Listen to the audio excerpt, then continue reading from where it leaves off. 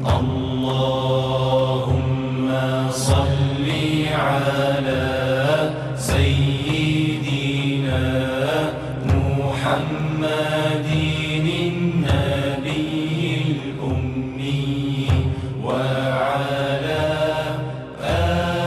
alihi wa sahbihi. Baik, kata pengarang rahimahullahu ta'ala,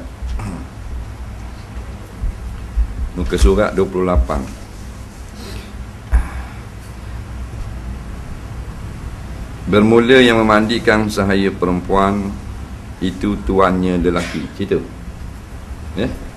Dan jika ada sahaya itu mukata dan gundiknya yang beranak ia gundik dengan dia sekalipun, tetapi dengan syarat jika tiada sahaya itu bersuami dan tiada ia di dalam iddah atau istibrak dan bersekutu yang memiliki dia hamba, dan tiada ada setengahnya merdeka, dan jika ada ia seperti demikian itu, maka tiadalah harus bagi tuannya memandikan dia gundik, dan tiada harus bagi sahaya memandikan tuannya yang laki-laki, kerana sahaya itu keluar daripada milik tuannya sebab mati tuan, berpindah kepada warisnya. Baik, kita sambung lagi tentang bab siapa yang memandikan mayat. Dengar dah bulan lepas, mandi mayat ni afdal sekali ialah sama jantina. Kalau mayat puang, tukang mandi puang. Tapi boleh juga kalau tak sama jantina dengan syarat mahram dia. Umpamanya yang mati itu perempuan, yang semayang, yang mandikan ayah dia, tak apa, ataupun suami dia, ataupun mayat tu suami, isteri mandi boleh. Baik, dalam bab hamba, hamba ni hamba zaman dululah, hamba ni maksudnya dimiliki oleh tuang dia orang panggil pengulu, jadi bila hamba mati, boleh tuang dia yang memandikan dia, walaupun tuang dia itu lelaki. Hamba mukatak ni benda, hamba mukatak ni hamba yang diberi tempoh oleh tuang dia.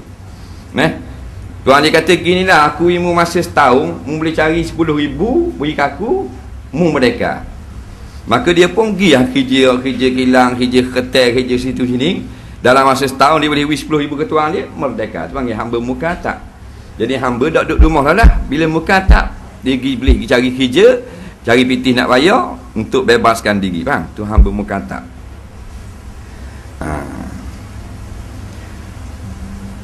Begitu juga kalau kita ada hamba perempuan.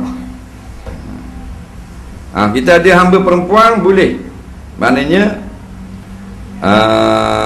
kita laki tok ngulu mandikan hamba perempuan, boleh hukumnya, tak ada salah, dengan syarat jangan di dalam iddah. Iddah apa? Iddah nikah. Nampak? Hamba boleh nikah, hamba dia orang kau, ataupun dalam istibrak. Kadang-kadang kita tak apa tahu bab-bab, biar kita cerita sikit, panjang tak guna kau. Pasal hamba tak ada dah lah ni. Istibrak ni gini, bila kita ni dapat seorang hamba perempuan, kita lelaki, kita boleh jimak dia, faham tak?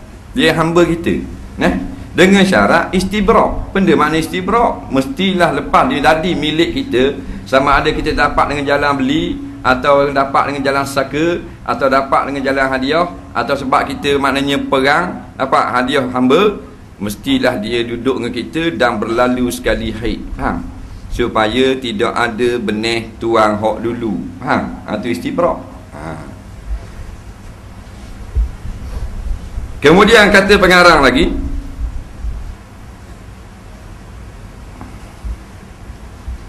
demikian lagi harus bagi laki-laki dan perempuan yang memandikan bancar yang tiada baginya mahram, dan jika suka memandikan mayat kerana ketiadaan air atau kerana hancur badannya, maka wajib ditayamumkan akan dia akan mayat.